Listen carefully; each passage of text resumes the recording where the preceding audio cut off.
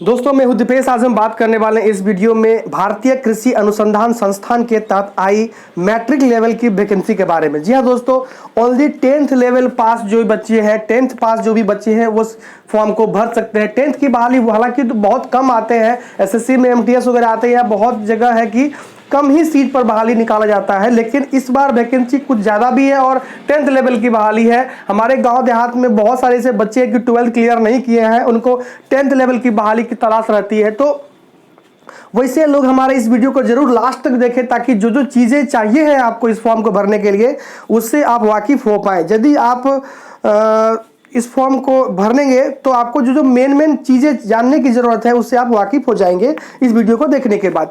चलिए लेट लंबा नहीं करते हुए हमको सबसे पहले दिखाना है इसका जो मेन वेबसाइट है। देखिए, भारतीय कृषि अनुसंधान संस्थान। जी हाँ दोस्तों, भारतीय कृषि अनुसंधान संस्थान पूसा, उसके तहत आई है ये वैकेंसी।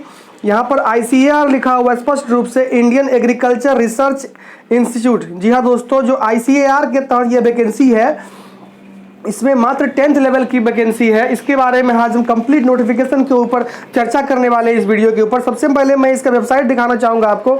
ये देखिए, ये उसका वेबसाइट है iari.res.in। जी हाँ दोस्तों, ये उसका वेबसाइट है। जैसे ही अपने ब्राउज़र में इस चीज़ को आप ओपन करेंगे, खोलेंगे, चाहे अपने लैपटॉप, मोबाइल या फिर कंप्यूटर के ऊपर जब भी खोलेंगे इस चीज़ों को आपको, तो इस तरह का इंटरफेस ही आपको देखने के लिए मिलेगा। आपको जाना कहाँ पर है, कहीं जाने की ज़रूरत नहीं है।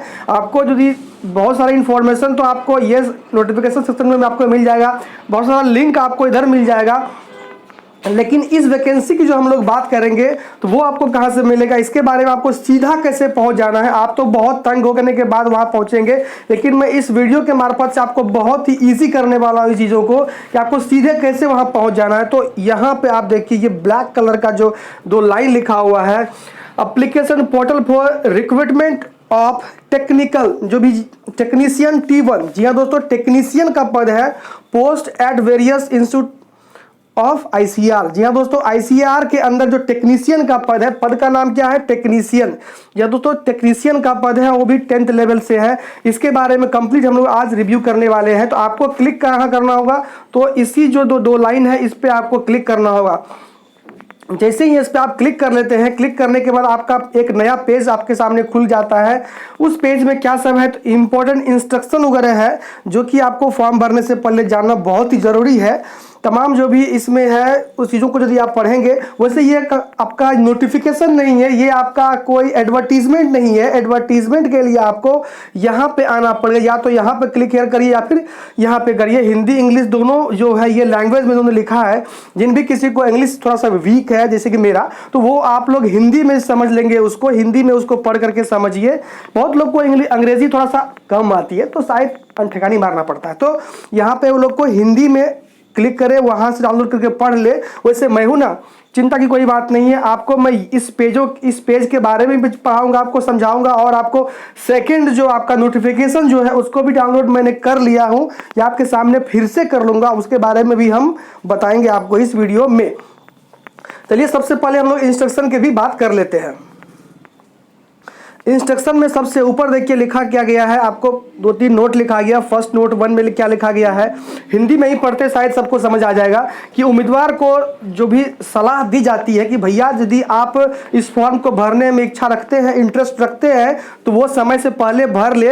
अंतिम तिथि या समय का प्रतीक्षा ना करें, क्योंकि अंतिम में क्या होता है कि जो वेबसाइट है उसका व्यस्तता कारण से आपका आवेदन फॉर्म नहीं भरा जाता है, आप उससे छूट जाते हैं। तो ये ना करें, आपको सवेरे सवेरे इस चीज़ों को भर ले ताकि आप उस परेशानी से बच जाए। नंबर 2 जो नोट लिखा है इन्होंने, वह क्या किया गया है, कृपया भविष्य में संदर्भ के लिए आवेदन पत्र और भुगतान पावती की जो प्रिंट आउट है उसको आप रख ले, यानी कि जो अप्लाई आप करते हैं उसका प्रिंट आउट आप रख ले, ताकि आपको नेक्स्ट टाइम यदि फ्यूचर में कोई काम आए तो उसके डिटेल से आप उसका यूज कर पाएंगे। बहुत लोग होते हैं अप्लाई कर दिया उन्होंने और रिसीविंग यहाँ वहाँ फेंक फाक दिया, या फिर उसको रखना जरूरी नहीं समझे, लेकिन इसमें स्पेशली लिखा हुआ है तो चलिए रख लेते हैं। बहुत सारे पेपर है, एक पेपर और भी रखा जाए, क्या दिक्कत है। नंबर 3 की जो बात यहाँ की जा रही, कृपया आवेदन पत्र की कागजी प्रति या कोई अन्य दस्तावेज IARI के कार्यालय को ना भेजे। कहने का मतलब बहुत सारा फॉर्म का है कि अप्लाई करने के बाद उसको भेजना पड़ता है बोर्ड को, इस फॉर्म को नहीं भेजना है, यानी कि इसके रिसीविंग को या उसके साथ में कोई और डॉक्यूमेंट्स वगैरह अटैच करके उसको नहीं भेजना है बोर्ड को। इसके अलावा जो मेन बातें हैं वो है डेट लाइन। हम लोग डेट लाइन को भी समझ लेते हैं, ये बहुत बड़ी चीज़ है। लोग कभी कभी डेट के बाद भी पूछते हैं भैया डेट बचा है कि नहीं, आया है कि नहीं, तो हम लोग इसके बारे में भी जाने। ये है डेट लाइन। ऑनलाइन आवेदन के पंजीकरण के प्रारंभ करने की तिथि आप देखिए 18/12/2021, ये 18/12 से स्टार्ट है और जो लास्ट होगा वो कब तक है, तो 10/1 यानी कि 10 जनवरी 2022 तक ये फॉर्म चलने वाला है। यानी कि 10 जनवरी तक इसके एप्लीकेशन को आप फिल कर सकते हैं, इसके फॉर्म को आप भर सकते हैं। पेमेंट वगैरह की जो बात है वह भी इसी समय तक चलेगा। वो भी आपको किस माध्यम से होना है, यहाँ पर debit card, credit card, net banking, UPI वगैरह के माध्यम से आप पेमेंट कर सकते हैं। अभी का समय में लगभग हर एक जगह UPI वगैरह है आपके पास, फोन पे, गूगल पे, अमेजोन पे, कुछ भी है तो कोई भी पे से आप यूज कर सकते हैं। ईजी टू अभी एप्लीकेशन करना हो गया है, इसके माध्यम से आप फॉर्म को भर सकते हैं। तो पेमेंट और लास्ट डेट जो है वो कब तक है, तो वो बिल्कुल ध्यान देने की बात है 10 जनवरी। जी हाँ दोस्तों, 10 जनवरी के भीतर ही भर ले। और एक रिक्वेस्ट हमारा भी आपसे है कि आप लास्ट डेट में ना आए, 4 दिन 5 दिन आप छोड़ करके ही फॉर्म को भर ले तो बेहतर है, क्योंकि आप भीड़ भाड़ से बच जाएंगे। साइट ठीक ठाक रहेगा, जल्दी हो जाएगा, नहीं तो भर दिन कभी कभी लगता है, कभी कभी होता भी नहीं है। इसके अलावा और जो निर्देश है उसके बारे में भी हम बारी बारी से बात कर लेते हैं। और भी जानने लायक जो और मेन चीज़ है, जैसे कि आपको इस पेज पे मैं लेके आया हूँ, इसी पेज के नीचे आपको जो एग्री का ऑप्शन देखिए, सबसे नीचे आपको दिखा दूँ, ये देखिए यहाँ पे आपको टिक करना है। टिक करने के बाद प्रोसीड टू रजिस्टर पे क्लिक करना है। यदि आप फर्स्ट टाइम आए हैं इस पेज के ऊपर, आपको नया रजिस्ट्रेशन करना है तो यहाँ पे आएंगे। यदि आप रजिस्ट्रेशन कर चुके हैं, आपका यूजर क्रिएट हो चुका है, तो आप ऑलरेडी रजिस्टर्ड पे यहाँ पे आपको क्लिक करके अपने फॉर्म में लॉगिन करना है।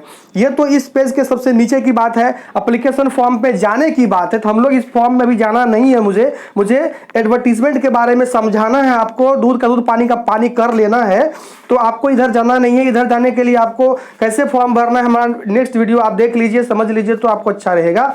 चलिए इसको हम लोग जो भी चीज़ें हैं शुरू से अंत तक हम लोग पढ़ना है, समझना है, तो फिर आगे हम लोग समझ लेते हैं। जो निर्देश नंबर 1 दिया गया, इंस्ट्रक्शन नंबर, इसमें वही चीज़ कहा है कि नीचे जो है टिक करिए, आपको मैं सहमत हूँ पे टिक करिए और आई एग्री पर क्लिक करके स्टार्ट पे क्लिक कर लीजिए, जो कि मैंने आपको जस्ट दिखाया हूँ। उसके अलावा जो आपको यहाँ पर करना क्या है, तो एडवर्टीजमेंट के लिए आपको कहाँ जाना है, तो क्लिक हेयर पे यहाँ पे क्लिक करना, या फिर यहाँ पे दोनों पे किसी पे क्लिक करिए तो सीधे बात वहीं तक पहुँच जाती है।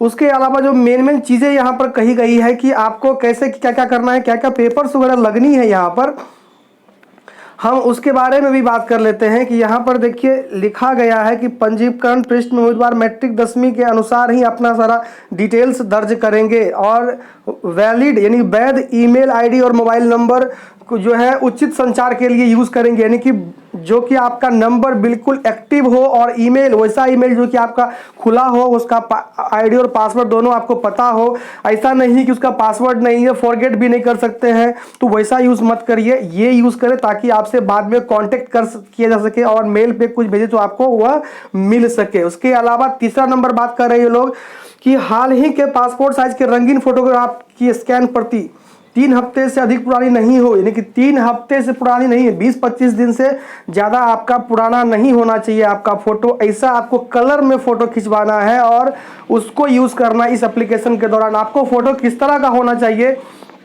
हमारे चैनल के वीडियोस में जाइए, वहाँ पर देखिए कि आपको कैसे फ़ोटो होना चाहिए, उसका एक वीडियो भी बना हुआ है, कैसे फ़ोटो खिंचवाए, कौन सा साइज़ में कैसे और किस पिक्सल पे क्या डायमेंशन होना चाहिए, इस सब के बारे में मैंने ऑलरेडी एक वीडियो बना चुकी है। उसके बाद स्कैन के लिए किए गए हस्ताक्षर, यानी कि फ़ोटो चाहिए आपको, साइन चाहिए और जो 10th वगैरह का पेपर है वह चाहिए और ईमेल आईडी मोबाइल नंबर चाहिए इस फॉर्म को भरने के लिए। उसके बाद क्या कहा है उन्होंने लास्ट में कि ऑनलाइन आवेदन पत्र में उम्मीदवार द्वारा भरी गई श्रेणी में कोई परिवर्तन नहीं किया जाएगा। कहने का मतलब एक बार यदि आप अपना कैटेगरी जो चुन लेते हैं तो ऐसा नहीं कि गलती से हमारा ये हो गया तो भैया सुधार के लिए ये कर लेते हैं, ये नहीं होने वाला है। जो आपने कर चुका बस कर चुका, उसमें कोई चेंजेस नहीं होने वाला है। तो आप ध्यान रखिए कि अच्छे कैपे वाले के भैया के पास जाएंगे जो वेल नॉलेजेबल पर्सन है, उसके पास जाएंगे या और सावधानी से अपने सामने में फॉर्म को भरवाएंगे ताकि गलती की संभावना कम होती रहे। उसके अलावा और जो चीज़ें हैं जानने वाली बात, उसके बारे में धीरे धीरे से हम और भी बातें करेंगे इसमें कि कैसे कैसे क्या करना है। ये तो प्रोसेस है रजिस्ट्रेशन वगैरह का। फर्स्ट जो प्रक्रिया है रजिस्ट्रेशन का, आपको रजिस्ट्रेशन करना पड़ेगा जिसमें कि आपको यूज़र आईडी और पासवर्ड प्राप्त हो जाता है। ये तो फॉर्म भरने वाले भैया के ऊपर बिल्कुल पता है, या इसके बारे में यदि आपको जानना है तो हमारा नेक्स्ट वीडियो भी आप देख ले, वहाँ फॉर्म भरते हुए आपको दिखाया गया है। तो यहाँ से आपको कैसे फॉर्म भरना है, कैसे रजिस्ट्रेशन करना है, इसके बारे में कंप्लीट आपको डिटेल्स इसमें दिया गया है, ठीक है। इसके अलावा जो सेकंड स्टेप है, सेकंड स्टेप में आपको फॉर्म फिल, जैसे कि आप लॉगिन कर लेते हैं, रजिस्ट्रेशन कर लेते हैं, तो आपको फॉर्म कैसे भरना है, पेमेंट वगैरह कैसे करना है, इसके बारे में यहाँ पर कहा गया है। उसके अलावा जो ई है यानी कि नेक्स्ट वाला है बात, इसमें क्या कहा गया, फोटोग्राफ और सिग्नेचर की बात और डॉक्यूमेंट अपलोड करने की बात कही गई है। वो किस तरह का आपका होना चाहिए, तो भैया फोटोग्राफ वगैरह आपका जेपीजी या फिर जेपीईजी फॉर्मेट में आपका होना चाहिए। और उसके अलावा सिग्नेचर वगैरह की भी बात इसमें कही जा रही है कि फोटो वगैरह का साइज क्या होना चाहिए, 200 गुना 230 पिक्सल का साइज आपका होना चाहिए और फोटो आपका 50 से 80 KB के बीच में आपका होना चाहिए और 3 वीक यानी 3 सप्ताह के पहले का नहीं होना चाहिए, नहीं तो आपको फॉर्म रिजेक्शन का चांस ज़्यादा हो जाता है। सिग्नेचर में आपको ध्यान रखने वाली बात है कि 140 गुना 60 यानी कि ये देखिए, ये आपको 200 गुना 230 पिक्सल आपका इमेज का है, साइज आपका 50 से 80 KB के बीच होना चाहिए और फाइल का फॉर्मेट ये होना चाहिए और जो है 3 वीक से ज़्यादा का ना होना चाहिए। ये तो जो फोटो की बात है। साइन की बात करें तो 140 गुना 60 पिक्सल होना चाहिए क्योंकि चौड़ाई ज़्यादा होता है, लंबाई थोड़ा सा ऊंचाई कम होता है उसका, तो ये हुआ। और 100 KB के नीचे होना चाहिए और फॉर्मेट आपका जेपीजी और जेपीईजी फॉर्मेट जो कि आपका इमेज का साइज फाइल था वही होना चाहिए इसमें। उसके अलावा जो डॉक्यूमेंट वगैरह की बात कही है, डॉक्यूमेंट भी उन्होंने क्या कहा, 10th वगैरह का जो पेपर आप डालेंगे वो भी आपका जो कि 1000 KB लगभग 1 MB से नीचे का होना चाहिए। जेपीजी या फिर PDF फॉर्मेट में भी इसको आप यूज़ कर सकते हैं। यदि आपका कास्ट सर्टिफिकेट या फिर कोई एक सर्विसमैन वगैरह है उसको भी डालना है तो वह भी आपको 1000 KB और इसी फॉर्मेट में उसको भी यूज़ करना है। दोनों को आपको 1000 KB के नीचे रखना है और जेपीजी या PDF किसी फॉर्मेट में वो इसको अपलोड कर सकते हैं। ये सब आपको फॉर्म भरने समय में लगने वाला है। ये तो इंग्लिश में, यदि आपको हिंदी ज़्यादा समझ आती है जैसे मुझे, तो आप इन चीज़ों को यहाँ से भी आप समझ सकते हैं। ये फोटोग्राफ के लिए, ये हस्ताक्षर के लिए, ये अपलोड करने वाले डॉक्यूमेंट्स के लिए दिया गया है। इन चीज़ों को आप बारी बारी से पढ़ करके समझ सकते हैं हिंदी में। उसके अलावा और जो भी चीज़ें हैं कि पेमेंट वगैरह कैसे करना, तो पहले भी मैं बता चुका हूँ। फिर से देखिए यहाँ पर डेबिट कार्ड क्रेडिट कार्ड के माध्यम से इस चीज़ों को आप कर पाएंगे आराम से, लेकिन फॉर्म को आप बिल्कुल जो नॉलेजेबल पर्सन है उससे ही भरवाइए तो बेहतर है। ये लास्ट जो आपका इस मेन पेज के ऊपर जो कि शॉर्ट में नोटिफिकेशन दिया था इसमें था। इसके अलावा जो डिटेल जो नोटिफिकेशन में जहाँ पे आपको क्लिक करने के लिए बता रहा था कि कहाँ पे आपको क्लिक करके कैसे करना है, वहाँ पे आपको मिलने वाला ये एरिया, यहाँ पे आप क्लिक करेंगे तो आपको मिलेगा। मैं तो पहले से ही कर चुका हूँ, फटाफट मैं वहाँ पे आपको लिए ही चलता हूँ ताकि लेट ना हो जाए। बड़ा नोटिफिकेशन है तो आपको एडवर्टीजमेंट डाउनलोड करने में भी थोड़ा समय लग जाता है। एडवर्टीजमेंट को हम लोग बारी बारी से देख लेते हैं जैसे कि वीडियो लंबा ना हो जाए। तो ये जो एडवर्टीजमेंट है देखिए, डेटेड क्या है 18/12, ये देखिए 18/12 का डेट में है, 18/12 को ये पब्लिश किया गया था। इसका एडवर्टीजमेंट नंबर यहाँ से अभी आपको मिल जाएगा। एडवर्टीजमेंट नंबर यहाँ से आप ले लीजिए। किसी फॉर्म के लिए एडवर्टीजमेंट नंबर बहुत बड़ा मायने रखता है। उसके अलावा जो मेन चीज़, तो मैंने ये डेट वगैरह तो पहले से ही मैं आपको मालूम कर ही दिया। 18 दिसंबर से चालू होने वाला है और 10 जनवरी तक आपको चलना है, उसी के बीच आपको सारा चीज़ कर देना है। और जो इसका एग्जामिनेशन होना है इसके बारे में क्लियर यहाँ किया गया है कि ऑनलाइन कंप्यूटर बेस्ड एग्जामिनेशन होना है कि CBT यानी कि कंप्यूटर बेस्ड इसका एग्जामिनेशन होना कब है ये भी इन्होंने यहाँ पर लिखा है कि 25 जनवरी से 5 फरवरी के बीच, यानी फटाफट आपको 10 जनवरी तक इन्होंने फॉर्म लिया, बस आपको 10 से 15 दिन के अंदर आपको एडमिट कार्ड जारी करके आपसे एग्जामिनेशन भी उन्होंने लेने की बात कही है इन्होंने। देखिए बिटवीन 25 जनवरी से 5 फरवरी, 25 से 5 यानी कि लगभग 10 दिन के बीच इन्होंने सबका एग्जामिनेशन ले देना है, वो भी कंप्यूटर बेस्ड यानी कि CBT कंप्यूटर बेस्ड जो टेस्ट है वो लिया जाएगा। उसके बाद वैकेंसीज का जो डिटेल्स है यहाँ पर देखिए, डिटेल्स भी यहाँ दिया गया है। जो भी पद है उसके बारे में यहाँ कहा गया, मैं आपको शॉर्ट में बता दूं कि कितना कैसा कैसा वैकेंसी है। ये वैकेंसी देखिए, टोटल नंबर ऑफ पोस्ट कितना है 641 यानी कि 641 पद है। जिसमें जनरल के लिए इतना है, ईडब्ल्यूएस के लिए इतना है, एससी के लिए इतना, एसटी के लिए इतना, ओबीसी के लिए इतना नॉन क्रीमी लेयर को रखा गया। इसके अलावा और जो भी इधर आप देख लीजिए, ओवरऑल अच्छा पद है। 641 पोस्ट कोई कम नहीं होता 10th लेवल के वैकेंसी के लिए। 10th लेवल की वैकेंसी के लिए 641 पद बहुत होता है। कैटेगरीज वाइज भी आप सीटों को तो जान ही रहे हैं। इसके अलावा एसेंशियल क्वालिफिकेशन की हम लोग जो बात कर रहे थे, 10th लेवल आपको मज़ा नहीं आया भैया, कहाँ से आप क्या बोल रहे हैं, देख लीजिए भैया जी, मेरे पास इसका प्रूफ है कि जो यहाँ पर है, matriculation pass from recognise board candidate must specify indicate the percentage of the marks. यानी कि आपको 10th लेवल की ये वैकेंसी है, आपको 10th लेवल पे जानना है कि matriculation pass from recognise board. जी हाँ दोस्तों, मैट्रिकुलेशन पास आपका होना चाहिए इस फॉर्म को भरने के लिए। उसके अलावा जो सर्विंग कैंडिडेट के वगैरह के बारे में भी यहाँ दिया गया, जॉब की जो कि ऑलरेडी जॉब कर चुके हैं या छोड़ चुके हैं या कर रहे हैं, उसके बारे में भी यहाँ लिखा गया है। लिखा गया कि यदि आप जॉब कर रहे हैं तो आपको बोर्ड को एक नोटिस देना होगा भैया कि हम इस फॉर्म को भर रहे हैं। यदि आप नोटिस नहीं देते हैं तो भविष्य में आपको परेशानी हो सकती है, आप परेशानी में फंस सकते हैं। तो इस लाइन को आप बिल्कुल पढ़ें ताकि आपको जो मेन जानकारी है वो यहाँ से मिल जाए। उसके बाद एग्जामिनेशन सिटीज़ की यहाँ पे बात कही जा रही है। एग्जामिनेशन सिटीज़ जो है वो आपको कंप्यूटर बेस्ड में कहाँ कहाँ होना है, इसका भी बात है, जो कि आगे मैं बताऊंगा इसके बारे में। वैसे एग्जामिनेशन फॉर्म भरते समय आपको एग्जामिनेशन सिटीज़ वहाँ दिख जाएगा, वहाँ से आप उनको जानकारी ले सकते हैं। उसके अलावा जो एज लिमिट की बात कही जा रही है, एज के बारे में भी हम इसमें चर्चा करेंगे। वो क्या है कि मिनिमम एज लिमिट जो 18 वर्ष होना चाहिए 10 जनवरी 2022 को। यानी कि एज का जो कैलकुलेशन करना है किस डेट में करना है, वो डेट है 10 जनवरी। जी हाँ दोस्तों, 10 जनवरी के डेट में आपको एज को कैलकुलेट करना है कि आपको मिनिमम आपका 18 वर्ष, मैक्सिमम 30, यानी कि मिनिमम आपको 18 वर्ष होना चाहिए और मैक्सिमम 30 ईयर होना चाहिए। वो भी कब, तो वो भी 10 जनवरी के दिन। 10 जनवरी से आप डेट को अपने निकाल लेंगे। 18 से आप कम यदि है तो आप नहीं भर सकते हैं। यदि आप 30 से ज़्यादा भी है तो भी आप नहीं भर सकते हैं। लेकिन यदि 30 से ऊपर भी है तो भर सकते हैं। लेकिन कौन लोग, जनरल के अलावा। जनरल के अलावा जो भी है SC ST कैंडिडेट, उसको 5 साल का मिल रहा है उसको छूट उम्र में, और 3 साल का जो भी OBC के भाई बंधु हैं उसको मिल रहा है छूट। यानी कि OBC के लिए जो है 30+3 यानी 33 हो गया, और SC ST के लिए 30+5 35 ईयर तक के लोग इसको भर सकते हैं। उसके अलावा और भी जो भी विकलांग वगैरह है, दिव्यांग है, या फिर जो एम्प्लॉयज़ हैं अभी ICR का, उसका तो और एज बहुत ज़्यादा है। उस चीज़ों को आप यहाँ से पढ़ पाएंगे। 58 यहाँ देखिए स्पष्ट रूप से लिखा गया 10 जनवरी तक। इस यहाँ तक यदि है तो आप फिर से नौकरी आप प्राप्त कर सकते हैं।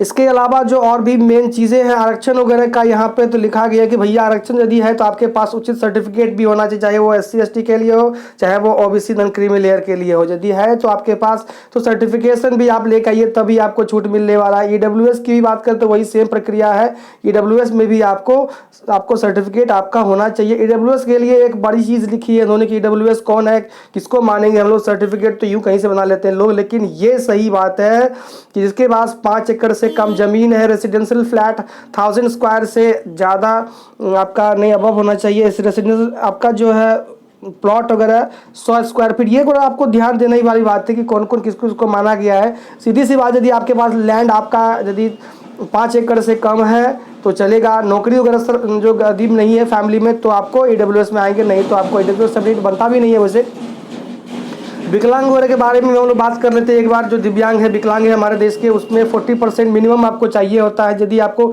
40 से नीचे है, 20, 25, 30 वगैरह है तो आपको जो है इस फॉर्म का लाभ नहीं मिलने वाला है। उसके अलावा एक सर्विसमैन के लिए भी मैंने एज वगैरह की बात कही है। इसके अलावा और भी आप नोट, जो यदि आप सर्विसमैन है, एक सर्विसमैन जैसे आर्मी, एयरफोर्स, नेवी वगैरह से रिटायरमेंट करके आए हैं आप, तो इस फॉर्म को समझिए और समझ करके तभी भरिए। उसके अलावा और जो चीज़ें हैं जो जानने की आपको मेन है, वो एप्लीकेशन फ़ी है। यानी कि एप्लीकेशन फ़ी के जो बारे में हम लोग बात कर लेते हैं, कितना एप्लीकेशन फ़ी है। तो ये देखिए एप्लीकेशन फ़ी का ये है कॉलम, यहाँ देखिए आप UR यानी कि जनरल OBC जो है, EWS जो है उसको 700 रुपया फ़ी लगना है। और यदि आप रजिस्ट्रेशन फ़ी 300 रुपया, टोटल आपको 1000 यानी कि 1000 रुपया टोटली आपको लगना है। यदि आप एग्जामिनेशन फ़ी आपका 7 और रजिस्ट्रेशन फ़ी आपको 3 यानी कि 7 3 10 यानी कि 1000 रुपया आपको लगना है। और इसके अलावा जो SC ST और वुमेन कैंडिडेट हैं वुमेन कैंडिडेट, ये बड़ी बात है। वुमेन चाहे वो जनरल के आए, ओबीसी के आए, SC ST किसी के भी आए, या SC और ST के लड़के भी यदि है तो उसको फी नहीं लगना है, नील, कोई समस्या नहीं, कुछ भी पेमेंट नहीं है आपके लिए भैया, आप फ्री है। फॉर्म जो कैफ़े वाले भैया आपसे फॉर्म भरने का चार्ज ले लेते वो तो बोर्ड नहीं जानती आपसे। इसके अलावा और जो चीज़ें हैं प्लान ऑफ एग्जामिनेशन वगैरह के बारे में देखिए, आपको माइनस मार्किंग की भी बात कही है। जो भी कंप्यूटर बेस्ड एग्जामिनेशन है वहाँ पे माइनस मार्किंग यानी कि 0.25, 4 गलती पे 1 नंबर आपका कटने वाला है। ऑब्जेक्टिव टाइप क्वेश्चन का एग्जामिनेशन होने वाला है जो कि आपको 100 क्वेश्चन होना है, यानी 100 क्वेश्चन आपको 4 विकल्प वाला होना है। ऑब्जेक्टिव क्वेश्चन होना है जिसमें आपको 0.25 जो आपका मार्क्स आपका माइनस में कटिंग में भी आपको जाएगा। इसलिए आपको यहाँ पर और भी चीज़ लिखा, क्वालिफाई करने के लिए जो मार्क्स कितना चाहिए आपको, तो CBT में जो भी अभी यहाँ पे लिखा गया है किसके किसके लिए कितना, UR के लिए कितना, 40% for UR, 30% for SC OBC EWS and 25 for ST के लिए एक बहुत खुशखबरी है कि 25% नंबर लाइए और इसमें क्वालिफाई कर जाइए। जनरल के लिए तो सब दिन से दुख रहा ही है, 40% भैया बहुत भारी चीज़ है, क्या करेंगे आप लोग हम लोग। उसके अलावा जो भी डॉक्यूमेंट वेरिफिकेशन का इंस्ट्रक्शन वगैरह है वो चीज़ को आप यहाँ से देख लेंगे तो अच्छा रहेगा। कैसे अप्लाई करना ये तो हमारे आपके सेक्शन की चीज़ है ही नहीं, ये जो है कंप्यूटर वाले भैया जो कैफ़े चलाते हैं उसको तो नॉलेज है ही बिल्कुल। यदि आपको खुद से फॉर्म भरनी है तो इसके बारे में आप समझिए बुझिए, या फिर हमारा नेक्स्ट वीडियो आप इससे देख लीजिए तो अच्छा रहेगा, कैसे कैसे फॉर्म भरना है, कैसे करना है। ये कंप्लीट प्रोसेस जो भी आपको दिखाई पड़ रहा है ये आपका वही चीज़ है, कैसे कैसे फॉर्म भरना है, तमाम ये जानकारी आपको इस जगह से मिलने वाला है, क्या क्या आपको चाहिए नहीं चाहिए। शायद मेन चीज़ों तो मैं आपको बता ही दिया हूँ और कुछ शायद बचा होगा नहीं इसमें जानने के, यदि कुछ ऐसा जानने के लिए बच गया है जो मैं आपको नहीं बताया हूँ तो आप उन चीज़ों को लिए भी आप मुझे कमेंट करिए, मैं कमेंट के माध्यम से आपको जवाब दे दूंगा। रेसिडेंशियल की भी यहाँ पे बात कही गई है तो वो तो हम लोग इंडियन यदि है तो कोई टेंशन नहीं है, इंडिया से बाहर के लोग यदि है तो वो लोग के लिए जानने की बात है कि भैया कौन कौन भरेंगे। तो ये देखिए नेपाली, भूटानी या कुछ ऐसे इतने जो लोग हैं जो कि इंडिया के आसपास के जो भी कंट्रीज़ है उसके लोग भी इसको भर सकते हैं, कोई समस्या नहीं है। हम लोग इंडिया तो कोई सोचने की वाली बात ही नहीं है इसमें। दोस्तों आशा करता हूं कि ये जो वीडियो अभी तक मैं बताया हूं शायद आपको बिल्कुल आपका दिमाग में हिट कर गया हो कि क्या क्या चाहिए और कौन कौन इसको भर सकता है नहीं भर सकता। यदि आपको कुछ छूटा है तो मुझे कमेंट कर लीजिए, मैं उसका जवाब दे दूँगा। और नोटिफिकेशन को भी आप खुद से डाउनलोड करके पढ़ सकते हैं। आपको तो बताने का जो इजी प्रक्रिया था मैं आपको बता ही दिया हूं, शायद दिक्कत ना होना चाहिए। धन्यवाद दोस्तों, जय हिंद, जय भारत। लाइक करें, सब्सक्राइब करें और अपने दोस्तों के साथ भी शेयर करें।